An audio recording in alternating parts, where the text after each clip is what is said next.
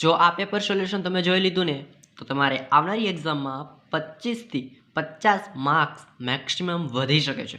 તો આજે આપણે જોઈશું ઓગસ્ટ 2020 બોર્ડની એક્ઝામનું પ્રશ્નપત્રનું સોલ્યુશન, અથવા તો તમે જુલાઈ 2020 બી કહી શકો। આ ક્વેશ્ચન પત્રને તમે જુલાઈ 2020 અથવા તો ઓગસ્ટ 2020 કહી શકો, કારણ કે જુલાઈમાં કોરોના હતો એટલે ઓગસ્ટમાં 2020ની પરીક્ષા યોજાણી હતી, જેમાં સેક્શન એનું સંપૂર્ણ લેખિત સોલ્યુશન તથા સેક્શન બીનું સંપૂર્ણ લેખિત સોલ્યુશન તમને ડિસ્ક્રિપ્શન બોક્સમાં મળી જશે, ત્યાંથી તમે જોઈ શકો છો। આજે આપણે સેક્શન સી વિભાગ સીનું પ્રશ્નપત્રનું સોલ્યુશન કરીશું। ઓગસ્ટ 2020 બોર્ડની એક્ઝામમાં પૂછાયેલો પ્રશ્નપત્ર છે। ધોરણ 12 વિજ્ઞાન પ્રવાહ, વિષય છે રસાયણ વિજ્ઞાન, અથવા તો જુલાઈ 2020 બી તમે કહી શકો છો। જેમાં પહેલો ક્વેશ્ચન હતો, તમે સ્ક્રીન ઉપર બી પહેલો પ્રશ્ન જોઈ શકશો અને અહીં બી જોઈ શકશો। તો એમાં પહેલો ક્વેશ્ચન આપેલું છે કે એક કાર્બનિક પદાર્થ એ આણ્વીય સૂત્ર C8H60O2 મંદ સલ્ફ્યુરિક એસિડ વડે જળ વિભાજન પામીને કાર્બોક્સિલિક એસિડ બી અને આલ્કોહોલ સી આપ્યા હતા। ક્રોમિક એસિડ વડે સીના ઓક્સિડેશનથી બી બન્યું હતું। સીના નિર્જલીકરણ પામીને બ્યુટ1 આપ્યું હતું। અહીં સમાવિષ્ટ રાસાયણિક પ્રક્રિયા લખો। આવા ક્વેશ્ચન ઘણા ડિફિકલ્ટ હોય છે, પરંતુ તેને સહેલી રીતથી બી ગણી શકાય છે। આ ક્વેશ્ચન 4 માર્ક્સનો છે, ઘણી વખત પૂછાયેલો છે। તો ધારો કે સંયોજન સી એટલે કે આલ્કોહોલનું નિર્જલીકરણ કરવાથી બ્યુટેન1 બને છે, જેથી સંયોજન બી બ્યુટેન1 ઓલ હોવો જોઈએ, જે સામાન્ય તર્ક છે। તો આપણે બ્યુટેન1 ઓલમાંથી બ્યુટ1 ઓલનું નિર્જલીકરણ કરીએ તો આપણે બ્યુટ1 મળે છે, તો બધાને ખબર જ છે। આનો 1 માર્ક્સ મળી જશે તમને રોકડો। પછી સીનું ક્રોમિક એસિડ વડે ઓક્સિડેશન કરવાથી બી મળે છે, જે તમને રકમમાં આપેલ છે। એના પરથી આપણે સમીકરણ બનાવીએ તો બ્યુટ1 ઓલ માંથી ક્રોમિક એસિડની હાજરીમાં પ્રક્રિયા કરીએ બ્યુટ1 ઓલની, તેમાંથી આપણને મળશે બ્યુટેનોઇક એસિડ, જે તમારું બી બનશે।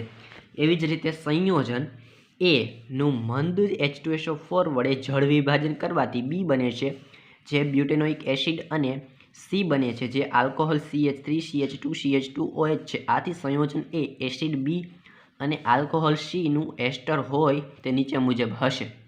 આ ક્વેશ્ચન આ મુદ્દો ખૂબ અગત્યનો છે। શું કહેવા માંગે છે કે જ્યારે આપણે કાર્બોક્સિલિક એસિડ અને આલ્કોહોલ બંને વચ્ચે પ્રક્રિયા કરાવીએ, એ પ્રક્રિયાને એસ્ટરીકરણ કહે છે। એ તમારે ધોરણ 10માં આવી જ ગયું છે કે કાર્બોક્સિલિક એસિડ અને આલ્કોહોલ વચ્ચે પ્રક્રિયા થાય, એ પ્રક્રિયાને એસ્ટરીકરણ પ્રક્રિયા કહે છે। અને એમાંથી તમારે એક એસ્ટર બનશે, એક એસ્ટર સંયોજન બનશે, જેનું નામ છે બ્યુટાઇલ બ્યુટેનોએટ। આ એસ્ટર એની પ્રક્રિયાઓ નીચે મુજબ બનશે। હવે મોસ્ટ ઇમ્પોર્ટન્ટ છે, આના 2 માર્ક્સ મળશે।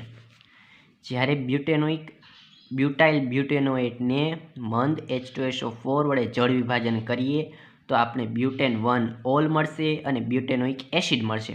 અને આ બ્યુટેન1 ઓલનું જ્યારે આપણે બ્યુટ1 એનું આપણે ક્રોમિક એસિડ વડે ઓક્સિડેશન કરીએ તો બ્યુટેનોઇક એસિડ બનશે। બ્યુટેન1 ઓલનું ક્રોમિક એસિડ વડે પ્રક્રિયા કરીએ તો બ્યુટેન1 ઓલ મળશે, અને બ્યુટેન1 ઓલનું નિર્જલીકરણ કરીએ તો બ્યુટ1 મળશે। આ ક્વેશ્ચન મોસ્ટ ઇમ્પોર્ટન્ટ છે। છેલ્લા 10 વર્ષની એક્ઝામમાં આ ક્વેશ્ચન એક વાર જ પૂછાણો છે, જે છે જુલાઈ 2020 અથવા તો ઓગસ્ટ 2020। આ ક્વેશ્ચન ખૂબ અગત્યનો છે, એટલે જરૂરથી કરવું। આવનારી એક્ઝામમાં પૂછાઈ શકે છે, મેક્સિમમ પૂછાઈ શકે છે। ઓગસ્ટ 2020 અથવા તો જુલાઈ 2020 બોર્ડની એક્ઝામમાં પૂછાયેલો પ્રશ્ન નંબર 16 સંયોજકતા બંધન આ સિદ્ધાંત। આ ક્વેશ્ચન તમને સ્ક્રીનશોટમાં બી મળી જશે। સંયોજકતા બંધન સિદ્ધાંતના આધારે Fe6n3 સંકીર્ણનું ઇલેક્ટ્રોનીય રચનાના આધારે સંકરણ, તેની ચુંબકીય ચાકમાત્રાની ગણતરી કરી ભ્રમણનો પ્રકાર સમજાવવા। મોસ્ટ ઇમ્પોર્ટન્ટ ક્વેશ્ચન છે, ઘણી વખત એક્ઝામમાં પૂછાયેલો છે, એટલે આ ખાસ કરવાનું છે। તમારી આવનારી માર્ચ 2022 માટે ઇમ્પોર્ટન્ટ ક્વેશ્ચન છે। તો એનો આન્સર જોઈએ આપણે તો તમારે સિમ્પલ આ ક્વેશ્ચન છે કે આ જે સંકીર્ણ છે Fe6n3 એ નિર્બળ અનુચુંબકીય છે, એ પહેલાં તમને ખબર હોવી જોઈએ। તો એ નિર્બળ નિર્બળ અનુચુંબકીય છે એટલા માટે તમારે આ ક્વેશ્ચનને થોડો ડિફિકલ્ટ છે પણ સહેલો ક્વેશ્ચન છે. એફી જ્યારે તમે એફિસિયન્સ 6 3 એ નિર્બળ અનુચુંબકીય છે એ પહેલાં તમારે લખી નાખવાનું. પછી તમારે એફીની ઇલેક્ટ્રોન રચના લખવાની, સીએનની ઇલેક્ટ્રોન રચના લખવાની.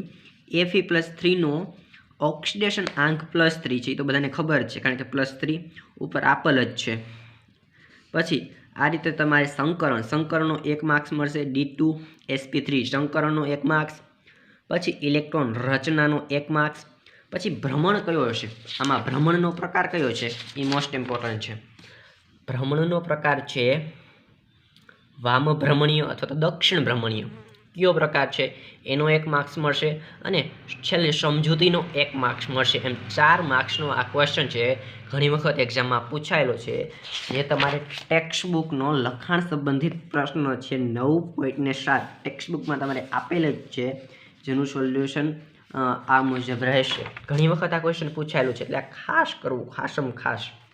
પછીનો ક્વેશ્ચન છે એની અથવામાં એક ક્વેશ્ચન છે જે તમને સ્ક્રીનમાં બી મળી જશે કે CO2Cl2 En2 સંકીર્ણ સંયોજનમાં ભૌમિતિક અને પ્રકાશીય સમઘટકો દોરો. મોસ્ટ ઇમ્પોર્ટન્ટ છે. 2 માર્ક્સનો ક્વેશ્ચન. એમાં બી ક્વેશ્ચન છે કે કોબાલ્ટ NH3 5Cl અને કોબાલ્ટ NH3 5SO4Cl ના આયનીય સમઘટકોના પુરાવા આપો. બે માર્ક્સના ક્વેશ્ચન છે. ટોટલ 4 માર્ક્સનો ક્વેશ્ચન. એનો જવાબ આ મુજબ થશે.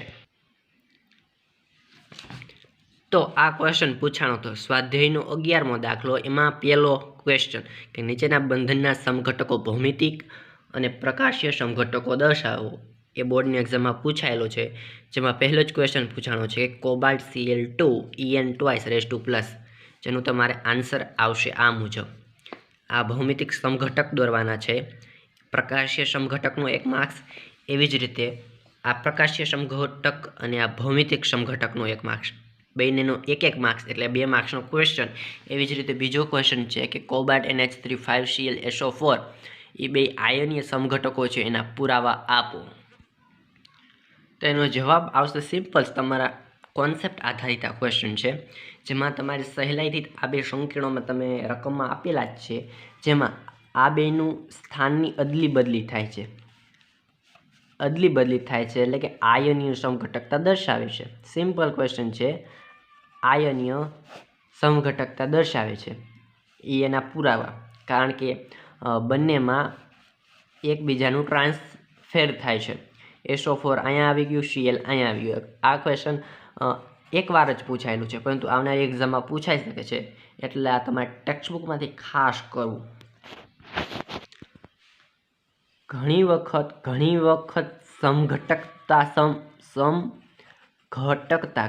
સમઘટકતા એ સવિસ્તૃત 4 માર્ક્સમાં બી પૂછાય છે. એટલે આ કોન્સેપ્ટ આધારિત ક્વેશ્ચન છે. સમઘટકતા ખાસ પહેલાં તો કરવાની, પછી આ બધા ક્વેશ્ચન આવડશે. પછીનો ક્વેશ્ચન છે પ્રશ્ન નંબર 18. આ દાખલો ઇમ્પોર્ટન્ટ છે કારણ કે આ એકમ કસોટીમાં બી પૂછાણો હતો. ઓગસ્ટ 2020 અથવા તો જુલાઈ 2020 બોર્ડની એક્ઝામમાં બી પૂછાયેલો આ દાખલો છે. દ્રાવણ ચેપ્ટરના સ્વાધ્યાયનો દાખલો છે, જે તમારે રેફરન્સ બુક્સમાં આ દાખલો ઘણો ડિફિકલ્ટ રીતે સોલ્વ કરેલ છે, પરંતુ આપણે આમાં સહેલી રીતે સોલ્વ કરશું. તો શું રકમ તમે સ્ક્રીન ઉપર બી જોઈ શકશો ને આમાં બી જોઈ શકશો કે જો 10 ગ્રામ CH3CH2CHClCOOH ને 250 ગ્રામ પાણીમાં ઉમેરવામાં આવે તો પાણીનું ઠાર બિંદુ અવનયને ગણો. તો આપણે સૌપ્રથમ તો ડેટા લખી નાખવાનો, એનો 1 માર્ક્સ હોય છે. તો શું આપેલ છે? તો દ્રાવ્યનું વજન આપેલ છે, કેટલું? 10 ગ્રામ. પછી દ્રાવ્યનું અણુભાર 122.5 ગ્રામ પર મોલ. એ ક્યાંથી મળશે તમને? એ મળશે તમારે આ સૂત્ર પરથી. CH3CH2CHClCOOHનું તમારે આણ્ય દળ શોધવાનું, જેમાં તમારે રકમમાં બોર્ડની એક્ઝામમાં આપેલું જ હશે કે કાર્બન તરીકે તમારે 4 લેવાના, એનું અણુભાર 4 લેવાનું, હાઇડ્રોજન 1 લેવાનું, ઓક્સિજન 6 લેવાનું, એવું બધું રકમમાં આપેલું જ હશે. એના પરથી તમારે આ દ્રાવ્યનો અણુભાર મળશે 122.5 ગ્રામ પ્રતિ મોલ। પછી વજન 250 ગ્રામ આપેલ છે, 250 ગ્રામ આપેલ છે।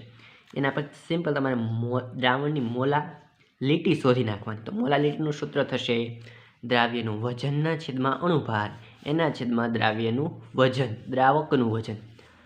આ ઘણી વખત તમે આ સૂત્રને સિમ્પલ સ્વરૂપમાં બી લખી શકશો કે M =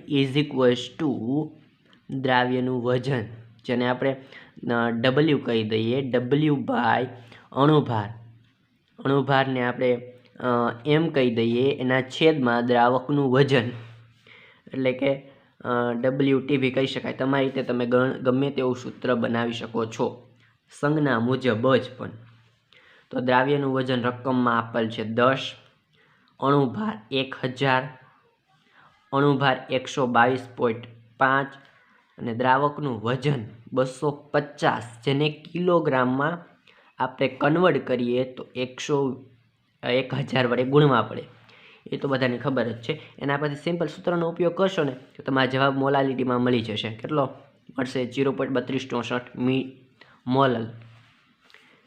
પછી મોસ્ટ ઇમ્પોર્ટન્ટ ક્વેશ્ચન છે, પછીનો વિભાગ મોસ્ટ ઇમ્પોર્ટન્ટ છે કે શરૂઆતની CH3 CH2 CHCl COOHનું જ્યારે તમે આયનીકરણ કરશો ત્યારે H+ છૂટું પડશે અને બીજું એક આયન છૂટું પડશે, જેના પરથી તમારે શરૂઆતની સાંદ્રતા C ધારી લેવાની, ત્યારે અંતિમ સાંદ્રતા 0 0 હશે। જો Cમાં તમે C∝ જેટલી સાંદ્રતા ઘટાડો, અથવા તો આમાંથી C કોમન લઈ લો તો C કોમન લીધા તો 1 - α થઈ ગયા। એવી જ રીતે આમાં બી C∝ વડે ગુણવાનું, આમાં બી C∝ અને આમાં બી C∝। પછી સિમ્પલ સૂત્ર આ મોસ્ટ ઇમ્પોર્ટન્ટ છે તમારે ધોરણ 11 સંતુલન ચેપ્ટર સરખી રીતે ભણ્યું હશે ને તો આવડશે, નકર નહીં આવડે। સંતુલન ચેપ્ટર પરથી કે એની વેલ્યુ મળશે તમને, ટૂંકમાં એમ કે છે કે આ સમીકરણ છે, ધારો કે આ A છે પ્લસ B પ્લસ C છે, તો B પ્લસ C એ ઉપર આવે ને A હોય એ નીચે આવે, એમ ટૂંકમાં। તો C∝ × C∝ અપોન C × 1 - α એટલે આ, અને C∝ એટલે આ અને આ, બરોબર। પછી સિમ્પલ ગુણાકાર કરવાનો, તો C² × α² થશે અને C² માંથી એક C ઉડાડી નાખવાનું, એટલે તમારે આન્સર મળશે, શું મળશે? K = C² α² અપોન C - 1 - α², માંથી એક C² ઉડાવી નાખશો તો C વધશે C × α² અપોન 1 - α। અહીં 1 - α ને 1 લેવાનું, કારણ કે સાંદ્રતા અચળ રહે છે એટલા માટે। તો આ 1 થઈ જાય તો Ka = C∝² અને α² = K∝ અપોન C। તો α² K∝ તો આપણને રકમમાં આપેલ છે અને મોલાલિટી K∝ આપણને રકમમાં આપેલ છે, બરોબર। અને C આપણે મોલાલિટી શોધી, જેની વેલ્યુ છે 0.3264, જે આપણે મોલાલિટીના સૂત્ર પરથી ગણતરી કરેલ છે। પછી સિમ્પલ તમારે ગણતરી જ કરવાની છે, સાદુરૂપ જ આપવાનું છે, તો આલ્ફા મળશે 0.0555। તો એના પછી તમારે વોન્ટ ઓફ અવયવ આઈની ગણતરી કરવાની છે।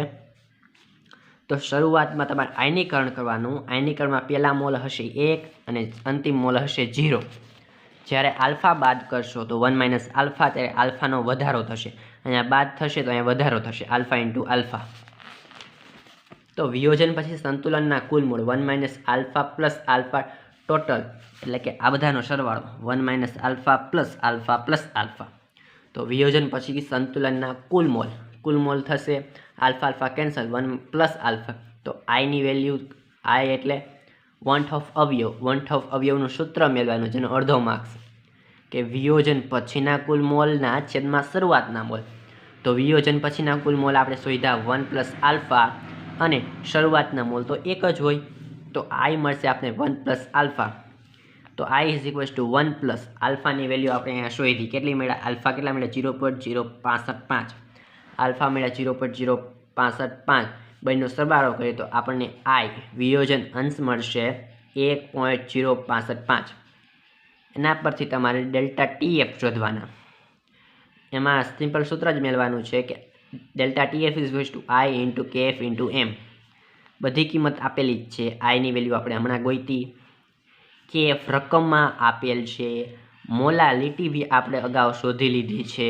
સિમ્પલ ગણતરી કરશો તો ડેલ્ટા TF મળશે 0.65 કેલ્વિન, જેનો અડધો માર્ક્સ છે. આવી રીતે આ દાખલો બોર્ડની એક્ઝામમાં 4 માર્ક્સમાં પૂછાયેલો છે, જે તમારે NCERT નો સ્વાધ્યાયનો દાખલો છે, જે ઘણી વખત એક્ઝામમાં પૂછાયેલો છે.